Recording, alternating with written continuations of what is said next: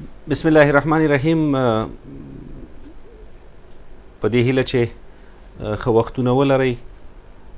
په تیرو درسونو کې مو د لیکوالۍ په اړه باندې بیلابیل موضوعات ستاسو په حضور کې وړاندې کړل. نن غواړو چې د لیکوالۍ په اړه باندې نور موضوعات له تاسو سره شریک کړو. البته نننۍ موضوع زموږ دا ده چې لیکوالي کسبي ده که ارثي، یعنې معنا دا چې د یو چا په خټه کې اخکل شوې ده او که نه په کسب سره ترلاسه کیږي. موږ تاسو په تیر درس کې هم دې خبرې ته اشاره وکړه که ارثي، چې لیکوال او شاعر ډیر شیان د خپل ماحول نه راخلي او د ماحول نه چې کله راواخلي بیا خپل فکر، خپل احساس او خپل الفاظ ورسره یو ځای کوي او بیا یې ټولنې ته وړاندې کوي. کله چې موږ دا خبره کوو چې لیکوالي کسبي ده او که ارثي، نو دا یو ډول نورې مطالعې ته هم ضرورت لري او د نورو برخو تشریح ته هم ضرورت لري. په دې معنا چې موږ دا وایو چې لیکوالي که څه هم فني خواوې لري، خو فطري استعداد پکې هم له پامه نشي غورځېدی. په څه معنا؟ که چېرته یو سړی د لیکوالۍ په برخه کې ډیر فنکار وي، ښه فن ولري، په ژبنو مسایلو باندې پوهیږي، په نحوه پوهیږي، په صرف باندې پوهیږي او د ژبپوهنې په ټولو اصولو او اساساتو باندې دی بلد وي، خو که چېرته فطري استعداد ورسره نه وي نو نشي کولی چې یوه خوږه لیکنه وکړي. داسې یوه لیکنه وکړي چې د خلکو احساسات، د خلکو درک، د خلکو غم او درد پکې بیان شوی وي. ځکه په تیرو درسونو کې هم موږ دې خبرې ته اشاره وکړه چې لیکوالي د ټولنې یو انځور دی. لیکوال هر څه له ټولنې راخلي او بیرته په خپلو جادوګرو الفاظو کې نورو ته وړاندې کوي. نو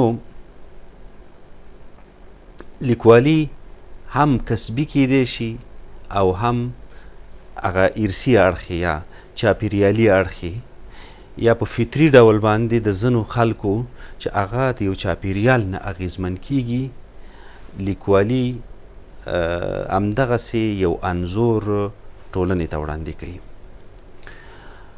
مثلا موږ یو مثال ورکو چې د کائناتو ښکلا هر څوک ګوري، خو درک شاعر او هنرمند کوي او یوازې او یوازې شاعر او لیکوال ترې په اصطلاح باندې متاثر کیږي. ما په یو تعریف کې لوستی و غالبا چې دا د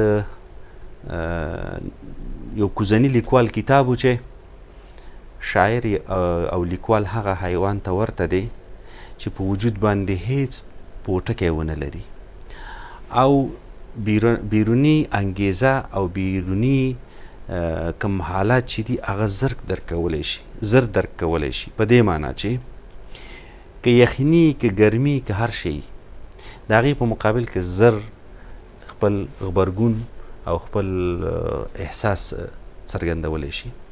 نو لیکوال او شاعر هم د ټولنې هغه څوک دی چې د هر ټولنیز درد، احساس او د ټولنیزې پدیدې په مقابل کې احساس ډیر ژور دی او غبرګون ډیر چټک دی. نو لہذا موږ ویلی شو چې یو هم فطري استعداد او هم ټولنیز ماحول او د دې په خوا کې په هغه کسبي ډول باندې د لیکوالۍ په اصولو او مقرراتو باندې پوهېدل او په تخنیکونو باندې پوهېدل د لیکوالۍ دغه برخه تشکیلولی شي. موږ که داسې ووایو چې ډېر شاعران به داسې پیدا کړو چې د شعر الفبا یې نه ده لوستې، د شعر تیوري نه ده لوستې، مګر د شعر مرغۍ د هنر په وزرو باندې ډېر لوړ الوت کوي. دا خبره لږه د غور وړ ده. موږ ډېر داسې نالوستي شاعران لرو. مثلا رقیب که هر څه وي خو بیا هم عمر دراز مروته د یار د سترګو انتخاب یې ښه په ځای کړی دی. دا د داسې شاعر شعر دی چې کله په شعر ویلو باندې پیل کوي او په همدغسې یو لوړه قریحه باندې شعر وایي، خو په خوا کې د لیک لوست نشي کولی.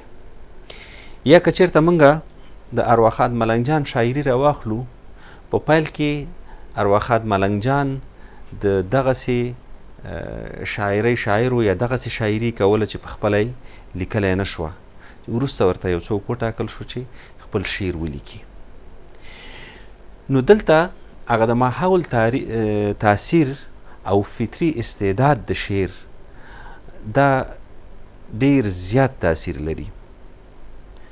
نو منګه چې کله لیکوالي یا شاعري کسبي بولو، فطري بولو، نو دا اړخ ډیر بارز دی. همدارنګه د فطرت اغیزې شاعر او لیکوال دې ته اړ کوي چې یو شی ولیکي، یو شعر ولیکي. لکه په تیر درس کې هم مونږه دې ته اشاره وکړه چې رحمان بابا وایي دا دستور دی چې له در دستګیر ویخیږي، که نه څه و د رحمان له شاعرۍ. یا حمزه بابا وایي چې پټ وي طوفانونه د شاعر په خاموشۍ کې، مشه پرې غلط چې تش خبرې جوړوي. یعنی شعر یوازې او یوازې د کاغذ په مخ د تورو لیکل نه دي، بلکې یو ژور درک دی، یو ژور احساس دی او یو فکر دی چې وړاندې کیږي. خوشحال خان خټک وایي چې په اسمان د رڼو ستورو کتارول دي، شعر هم هسې نه جوړیږي، دماغ غواړي. معنا شعر داسې یو څه شی دی چې ته به په خپلو دماغو کې او په خپل فکر کې ورته یو ځای ورکوې. د شعر نه هدف دلته زمونږ لیکنه هم ده، ادبي لیکنه هم ده. شعر کله چې موږ د شعر خبره کوو، یوازې غزل هم هدف نه دی، یوازې نظم هم هدف نه دی، بلکې هر څه چې د کاغذ په مخ باندې لیکل کیږي، یو ژور احساس ورسره، یو فکر ورسره په ښو الفاظو کې وړاندې کیږي، همدا شعر دی. یا ایوب صابر وایي چې د معنا کیفیت داسې وي صابره لکه خیجی په شاعر چې د نبی رنګ. نو د یو خاص تقدس هم بولی او د یو پاک زړه غږی بولی. دا واقعیت دی چې شعر همدغومره د یو پاک احساس او د یو پاک وجدان غږ دی. که چېرته دغه پاک احساس او پاک وجدان نه وي، نو کیدای شي چې څوک هغه شاعر ښه شعر هم ونه شي ویلی. ځکه شعر او سپیڅلې وینا لکه مخکې چې موږ ذکر وکړو چې دا په قلم کیږي او قلم ډیر مقدس دی، ځکه خدای پاک ورته په قرآن کې اشاره کړې ده چې نون والقلم وما یسطرون ما انت بنعمت ربک بمجنون. نو هغه څوک چې څه لیکي دا لیونی نه دی، دا یو فکر وړاندې کوي او د فکر اغیزې دی چې قلم ته راځي او په الفاظو کې وړاندې کیږي. نو د فطرت اغیزې شعر او په شاعر او په لیکوال باندې ډېرې زیاتې تاثیرناکې دي. که چېرته موږ د فطرت اغیز ونه ګورو په شاعر باندې، نو شاعر شعر نشي لیکلی. او همدارنګه په هغه تخنیکي برخه کې د شاعر دپاره د شعر او د لیکوالۍ تخنیک ته ضرورت دی. نو موږ ویلی شو چې که لیکوالي فطري پدیده ده، که لیکوالي فطري یا ارثي پدیده وګڼو، خو بیا یې هم کسب ته اړتیا شته او ریاضت غواړي. او نو دواړه برخې له پامه نشي غورځېدی. نو که داسې ووایو چې که له چاپېریال نه ښه درک او ترڅنګ فني او تخنیکي اړخ د لیکوال خپله تجربه او د قلم قوت ورسره نو یوه ښه انشا او یا یوه ښه لیکوالي ایجادولی شي. نو لحاظه موږ دواړه اړخونه ډېر بارز بولو، هم کسب او هم چاپېریال، هم فطرت او هم هغه ارثي برخه. نو د لیکوالۍ د لیکوالي کسبي ده که فطري ده، دا زمونږ یوه مهمه موضوع ده چې یو څه پرې وړاندې کړل. ښه، اوس راځو یو بل ټکي ته، هغه دا دی چې په لیکوالۍ کې پام وړ ټکي کم دي. موږ چې کله د لیکوالۍ خبره کوو وایو چې لیکوالي څه یا څه شی دی. راځو دې خبرې ته چې هر هغه څه چې لیکوالي لیکي باید مفهومي روښانه وي، ابهام پکې نه وي، ګونګتیا او پیچلتیا ونه لري. که چېرته موږ قلم را اخلو، اول باید دا پوښتنه وکړو چې دا څه شی چې موږ لیکو دا د چا دپاره دي؟ زموږ مخاطب څوک دی؟ آیا موږ هغه د ابهام په وریځو کې ورکوو، د ګونګتیا او پیچلتیا سره مخامخ کوو، او که نه په خپله لیکنه باندې د هغه سر خلاصو؟ نو دا ډیره ضروري خبره ده چې موږ ووایو چې لیکنه باید کله چې کوو هغه باید د ګونګتیا، ابهام او پیچلتیا نه خالی وي. بله د پام وړ خبره دا ده چې په لیکنه کې باید صراحت موجود وي، وضاحت پکې موجود وي. په وینا کې صراحت چې الفاظ له مقصودي معنا سره تړاو ولري، دا ډیر ضرور دی چې باید موږ داسې الفاظ وړاندې کړو چې څه شی چې زموږ مقصد دی او څه شی چې زموږ هدف دی هغه باید روښانه وي. که چېرته زموږ هدف روښانه نه وي، الفاظ هم روښانه نه وي، او کومه مقصوده معنا چې موږ هدف دی په پام کې ونه نیسو، نو بیا موږ الفاظ او د معنا ترمنځ هغه تړاو نشو پیدا کولی. نو ویلی شو چې هر واضح صریح دی، خو هر صریح هر واضح صریح دی، خو هر صریح واضح نه دی. معنا دا چې که داسې ووایو چې کله کله په یو شي کې وضاحت شته دی خو صراحت پکې نشته.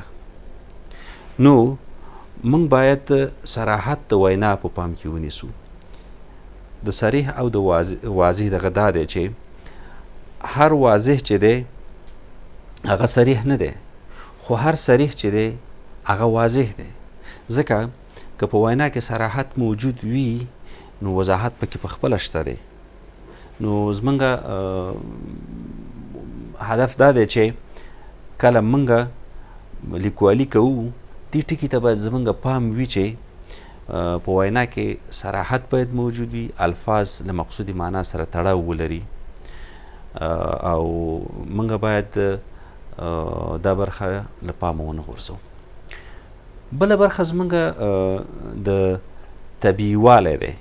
وینا باید تصنع ونه لري او طبیعي وي. البته په دغه مخکې شماره کې یو څه ټایپي تېروتنه ده، هغه به زه داسې واضحه کړم چې هر واضح شی چې دی هغه صریح نه دی، ولی هر صریح چې دی هغه واضح دی. یعنې معنا کې چې په دغه کې چې صراحت موجود وو هغه زمونږ د مقصودي معنا سره تړاو پیدا کوي، یعنی په صراحت سره موږ یو شی بیانولی شو. هلته یو څه ټایپي غلطي پکې شوې، اوس ورته زما پام شو، خو داسې باید توضیح کړو. بل طبیعي والی دی. وینا باید تصنع ونه لري. که چېرته موږ یو څه شی لیکو، ډېر په ښو او ښکلو الفاظو باندې ولیکو، هېڅ وخت موږ داسې باید ونه کړو چې دومره تصنع پکې رامنځته کړو چې د وینا هغه طبیعي والی له منځه لاړ شي. نو د وینا طبیعي والی په لیکوالۍ کې د پام وړ ټکی دی. موږ باید همیشه دې اصل ته پام وکړو. همدارنګه جذابیت په ښکلو او داسې الفاظو کې مفاهیم وړاندې کول چې په مقابل لوري باندې اغیز وکړي.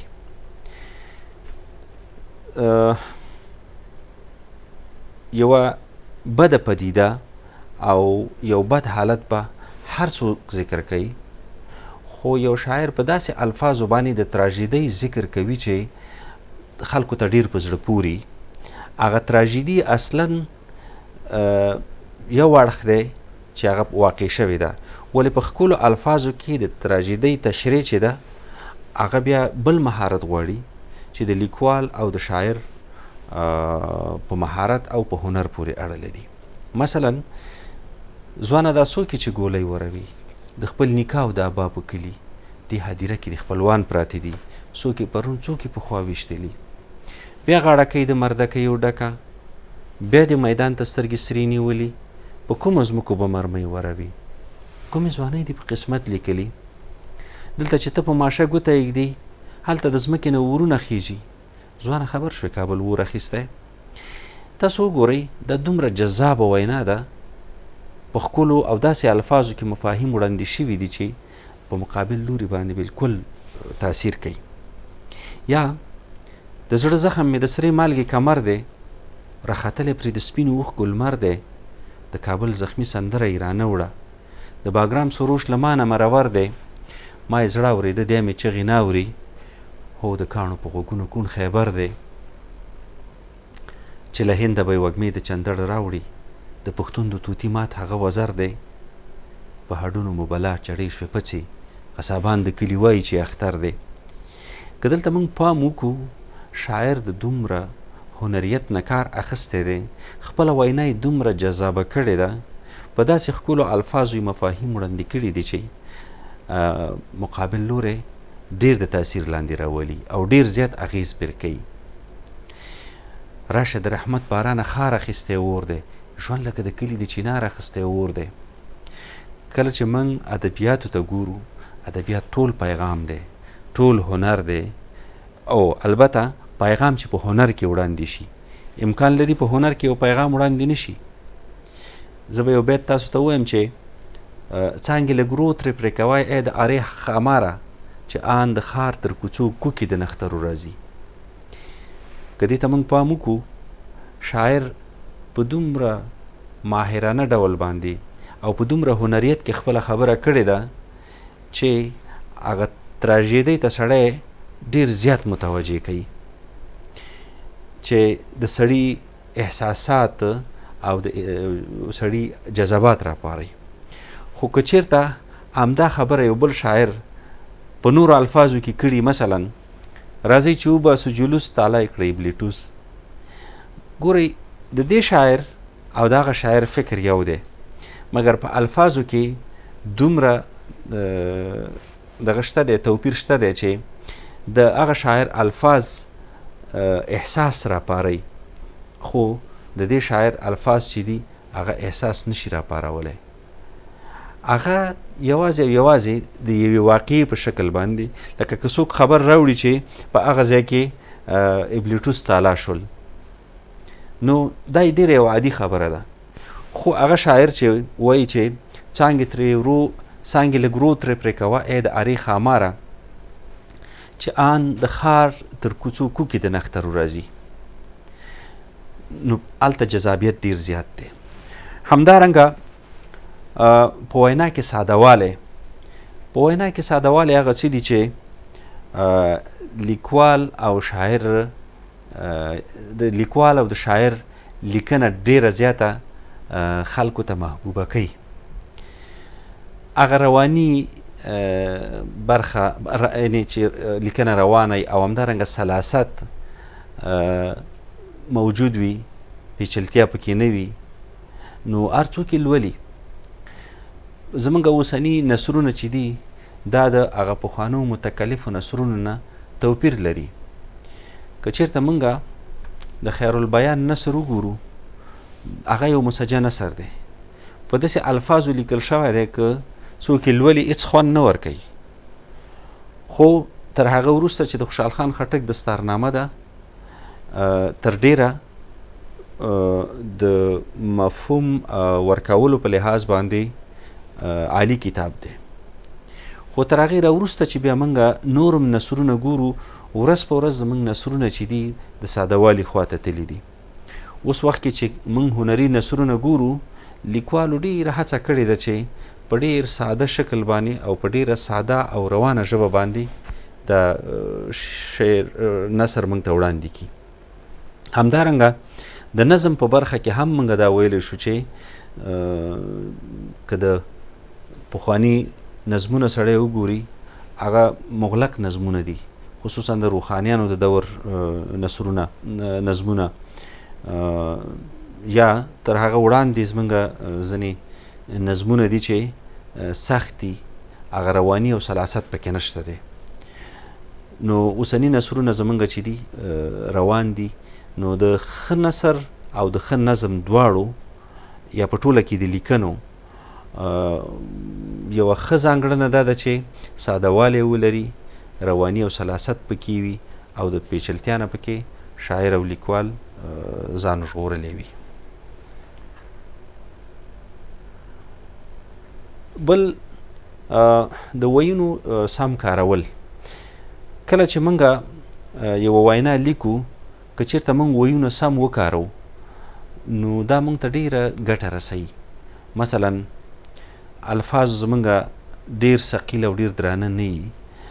موږ باید خپل مخاطب وپېژنو چې زموږ مخاطب څوک دی، او د خپل مخاطب د فکر او د هغه د لوست د سویې سره سمه لیکنه وکړو.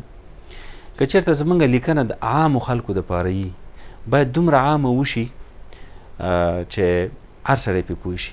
مثلا که موږ یوه لیکنه د راډیو لپاره کوو، راډیو د هر چا لپاره ده، د لوستي دپاره ده، د نیمه لوستي لپاره ده، او د پوره لوستي لپاره ده. که چېرته موږ لیکنه د ورځپاڼې لپاره کوو، د ورځپاڼې لیکنه د نسبي لوستو لپاره ده. باید موږ په داسې شکل باندې لیکنه وکړو چې پروفیسر هم پرې پوه شي، لیکوال هم پرې پوه شي، په نسبي ډول باندې چې چا لږ زده کړې کړي هغه هم پرې پوه شي. مثلا د ښوونځي زده کوونکي که تر 5مه 6مه 9مه پورې درس ویلی، چې هغوی هم په لوست کې یا په لوستو کې مشکل ونه لري. نو دا د هر چا دپاره ده. او که چېرته موږ یو مسلکي ژورنال کې چې یوازې یوې موضوع ته مختص شوی، مثلا یو طبي ژورنال دی، د طب یو ډاکټر په طبي ژورنال کې لیکنه کوي، کیدای شي چې همغه مفاهیم ذکر کړي چې هغه د طب د محصلینو دپاره وي او هغوی پرې پوه شي. یا د ادبیاتو د محصلینو دپاره موږ یو مسلکي لیکنه کوو، نو دا یوازې د هغوی دپاره ده. زموږ عام خلک ضرور نه ده چې په دې باندې پوه شي چې مورفیم څه شی دی، فونیم څه شی دی، تګمیم څه شی دی، ځکه هغوی ورته ضرورت نه لري. که دغسې لیکنې موږ کوو، بیا موږ یوازې خپل همغه یو چوکاټ په پام کې نیسو. ښه، همدا ډول ګرامري ټکو ته په لیکنه کې او نحوي ترکیبونو ته پام کول. ډېر کله زموږ لیکوال یا به ووایم عام خلک، یا خصوصا په خواله رسنیو کې چې موږ دغه ګورو، لیکنې ګورو، مبتدا د خبر او خبر د مبتدا په ځای باندې راغلی، یا هغه ګرامري ټکي پکې هغسې په پام کې نه نیول شوي. نو کله چې موږ د ادبیاتو لپاره په لیکوالۍ کې د پام وړ ټکو باندې بحث کوو، نو باید ګرامري ټکو ته پکې پام وکړو، او بل نحوي ترکیبونو ته. دا ډېره د اندېښنې وړ خبره نه ده چې موږ کله چې لیکنه کوو، نو د پردۍ ژبې ویونه یا لغتونه دې راوانخلو. دا به حتما موږ راخلو، ضرورت هم دی، ځکه هغه د ژبپوهنې د قاعدې په اساس باندې موږ ضرورت لرو چې لږ تر لږه 15% خو پورویونه واخلو، یوه ژبه د مختلفو لارو نه غنامنده کیږي یا غني کیږي. مثلا اول د هغه ژبې د لیکلي متون دي چې موږ مراجعه ورته کوو. لیکلي متون په څه معنا؟ مثلا من یو مثال زه ورکوم. د بیټ نیکه په دعا کې مثلا هلته یو لفظ راغلی دی چې یو عبارت راغلی دی چې مینه ستا کې موږ میشته یو، بل د چا په پله تله نه یو. موږ هلته مینه لرو. نو زموږ زاړه متون دي. یا د شیخ اسد سوري په قصیده کې موږ لرو چې کله پرې باسي واکمن له پلازونو. پلاز د دغه په معنا دی، د یو لکه اوس دلته د پلازې یا معنا یا د یو بلډینګ معنا هم ورکوي، د یو تعمیر او د یو ودانۍ معنا هم ورکوي. موږ دا دواړه راخیستې دي، یو ترکیبي کلمه هم ترې جوړه کړې ده. مثلا پلازمینه. پلازمینه د پایتخت په معنا ده، پایتخت. نو پلازمینه یو وارد شوی شی نه دی، زموږ په لرغونو متونو کې شته دی چې موږ راخیستی دی. د پلازمینې نه د پلاز او مینې نه پلازمینه جوړه کړې ده. یا مثلا ډیر نور داسې توکي زموږ شته دی په دغه کې په زړو متونو کې چې هغه موږ راخیستي دي او بیا هم نوي کړي دي او بیرته دود کړي دي. همدارنګه دویم اړخ د یوې ژبې د شتمنۍ لپاره یا د غنامندۍ لپاره دا دی چې ژبه په هغه څه باندې چې هغه په ولس کې موجود دي هغه راواخلو او خپلې ژبې ته داخل کو. ډېر شیان داسې موږ په خپله ژبه کې لرو. یو مشکل چې موږ لرو هغه دا دی چې تر اوسه پورې زموږ ټولې لهجې نه دي ثبت شوي. موږ باید د لهجو د ثبت دپاره کار وکړو. نو هغه کوم شیان چې موجود دي او هغه موږ راواخلو او صحیح وکارو، نو بیا زموږ ډېر مشکل حلیږي. په درېیمه قدمه کې یا په درېیم پړاو کې موږ کولی شو چې نوي شیان جوړ کړو. مثلا موږ یوه اختراع وکړه، د هغې دپاره نوم نه لرو. دا زموږ حق دی چې موږ په هغې باندې یو نوم کیږدو، یو نوم ورکو. یا مثلا په ځینې هیوادونو کې خصوصا په ایران کې داسې یو څه موجود دي چې د بیرون نه یو شی واردېږي، په هغه نامه هلته نه ثبت کیږي، بلکې د پوهانو یوه کمیټه موجوده وي او هغې لپاره یو بل نوم ټاکي چې په خپل ولس کې په هغه خپل نوم باندې دود کړي. نو موږ هم کولی شو چې نوي ویونه وکارو. په آخري قدمه کې موږ ځینې پورویونو ته هم دغه لرو، ضرورت لرو. ډېر شیان داسې دي چې زموږ ژبې ته راغلي دي، موږ خپله هغې دپاره هغه لفظ نه دی جوړ کړی. مثلا کمپیوټر دی. کمپیوټر د کمپیوټر په نوم باندې زموږ په ټولنه کې مروج شوی دی. یا مثلا تلویزیون دی، ټلویزیون، دا د یوې بلې ژبې لغت دی. چا چې جوړ کړی دی دا نوم یې ورکړی دی او نن یې موږ په خپله ژبه کې کارو. دې ته ورته نور ډېر کلمات او ډېر ویونه دي چې موږ په خپله ژبه کې کارو. نو موږ باید دغو ټکو ته پام وکړو چې هغه څه چې زموږ په ژبه کې موجود دي د هغې نه استفاده وکړو. په بله قدمه کې بیا موږ کولی شو چې د نورو نه استفاده وکړو او دغه کومې څلور نقطې چې ما ذکر کړې د دې نه استفاده وکړو. دا مهمه ډیره نه ده چې موږ د بلې ژبې د ویونه یا د لغت نه استفاده وکړو، او دا موږ دپاره ډیر نقص هم نه دی. خو که چیرته موږ خپل ترکیبونه پرېږدو او ترکیبونه بدل کړو، په هغه صورت کې ژبه ډېر زیات زیان ویني. مثلا ډېر کله موږ ګورو چې دري ترکیبونه زموږ په ژبه کې کارېږي.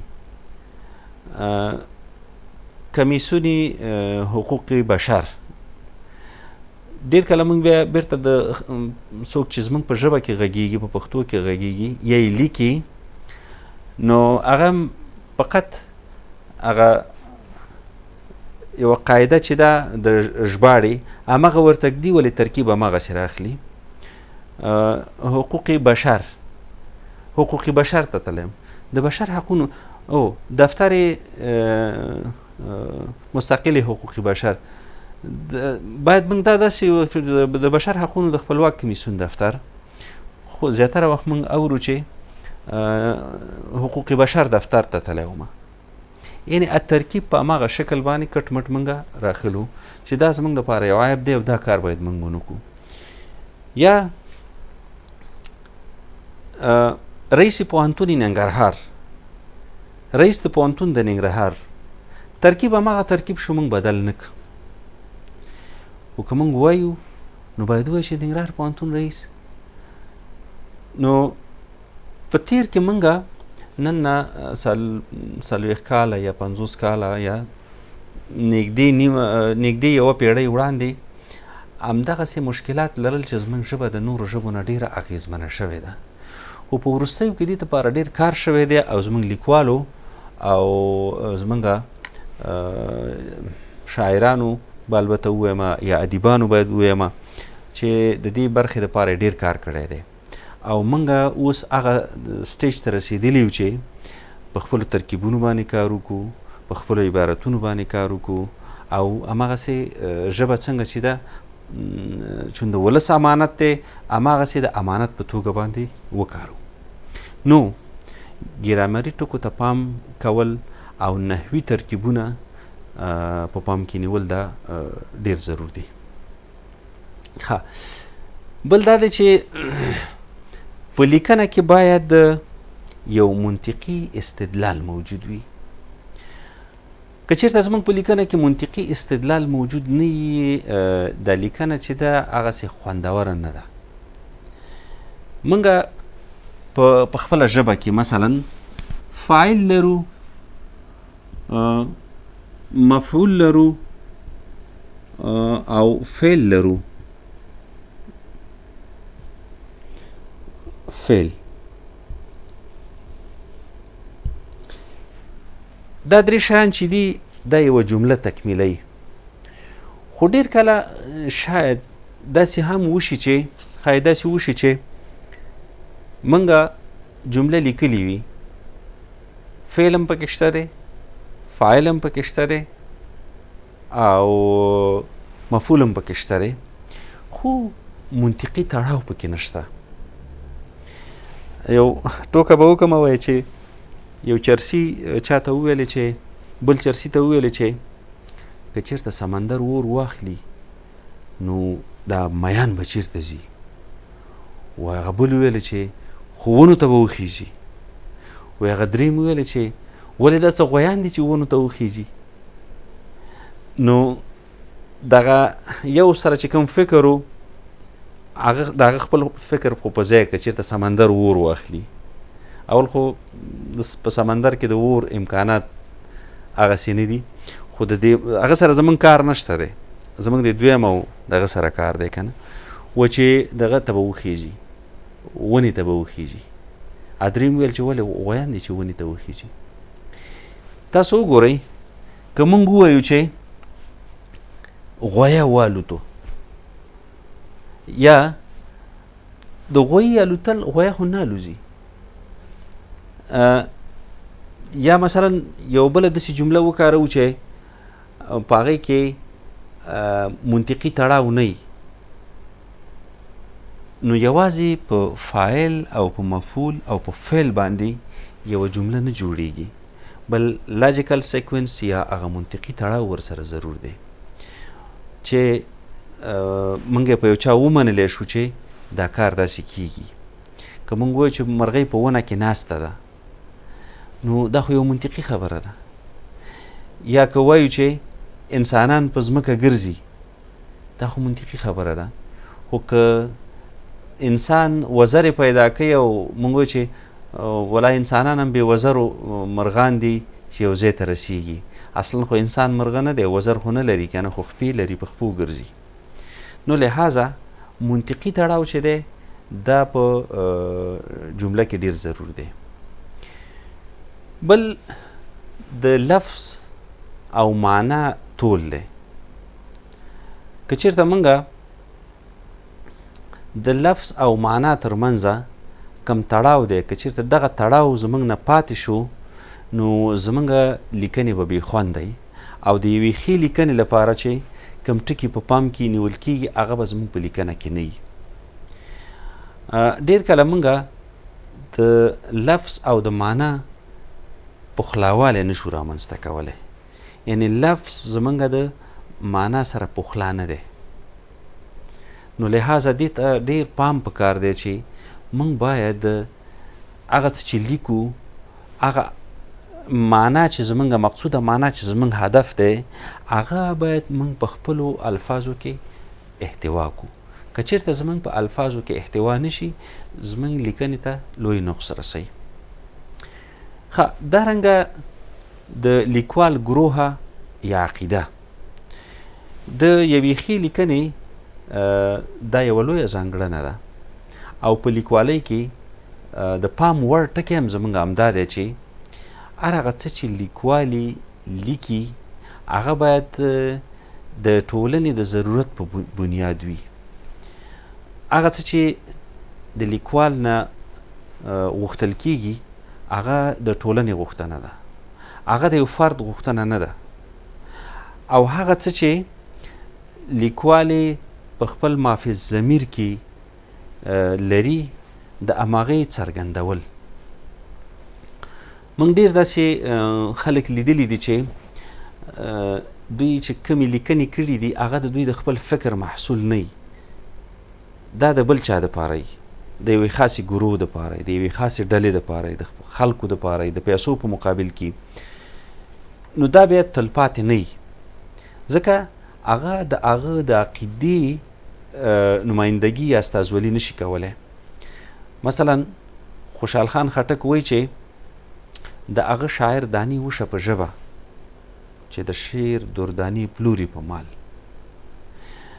نو کله چې یو شاعر د پیسو دپاره شعر لیکي، هغسې چې خوشحال غندلی دی، که چېرته دا د زړه خبرې نو خو د زړه نه د یو چا مدحه کوي یا ستاینه کوي چې هغه بیا تلپاتې. مثلا یو شاعر دی د بل یو حقدار شاعر یا یو مشر ستاینه کوي، نو دا په خپل ځای خبره ده. خو که د مادیاتو په دپاره کوي دا نو بیا وخت بیا غندي، حالات غندي او دا هنر تلپاتې هنر نه دی. نو موږ باید په خپلو لیکنو کې د چا فشار ته تسلیم نشو. هر هغه څه چې زموږ په فکر کې دي، هغه څه چې زموږ په ذهن کې دي، هغه باید وړاندې کړو. یو شاعر په یو وخت کې د یو چا ستاینه کړې وه. مثلا کله چې روسان په افغانستان کې وو نو لیکلي وو چې د افغان شوروي دوستي دې په زرواري شي، ازدراستی کی تواري شي. زه په معنا هم نه پوهېږم ډېر، خو هغه وخت کې د واکمنو د خوشحالولو دپاره دا کار شوی و. اوس همغه شاعر دا خبره نشي کولی، ځکه نشي کولی چې دا د ده د خپل فکر محصول خبره نه وه. مونږ چې خوشحال 400 کاله وړاندې څه ویلي دي، نن هم زموږ په ټولنه کې د تطبیق وړ دي. یا رحمان بابا چې څه ویلي دي، یا راوروسته چې زموږ کومو لیکوالو په حقیقي ډول باندې د خپل هنر مظاهره کړې ده، هغه نن هم ده، سبات هم ده او بله ورځ هم ده، یعنې راتلونکي کې هم ده، ځکه هنریت پکې دی. مخکې ما ځینې بېلګې وړاندې کړي. هغه بېلګې داسې دي چې د ټولنیز درد له امله وړاندې شوي دي.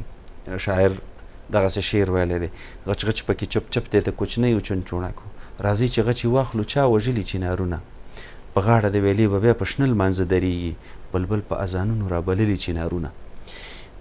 که دې شعر ته موږ پام وکړو نو په دې شعر کې چې کم ماهیت دی او په دې شعر کې چې کم د حالاتو انځور دی نو د راتلونکي دپاره هم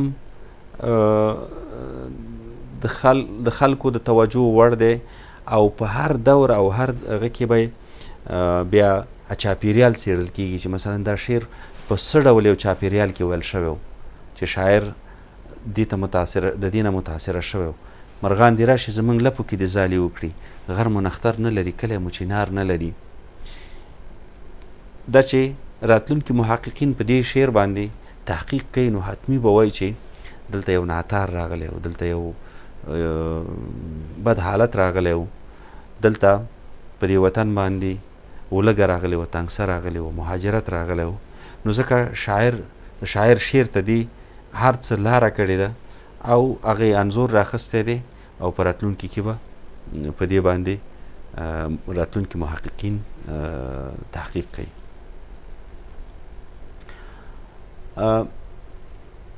یو شی چې باید موږ ډېر په پام کې ونیسو او له پامه ونه غورځو هغه دا دی چې موږ باید په خپله عقیده باندې مستحکم اوسو. هېڅ وخت زموږ عقیده او زموږ فکر موږ ته دا اجازه نه راکوي چې موږ دې داسې څه په خپله لیکنو کې او په خپلو شعر و شاعرۍ کې زموږ شاعران راواخلي چې هغه زموږ د ټولنې منافي عمل وي. زموږ ټولنه یو خو اسلامي ټولنه ده او بله یوه دودیزه ټولنه ده.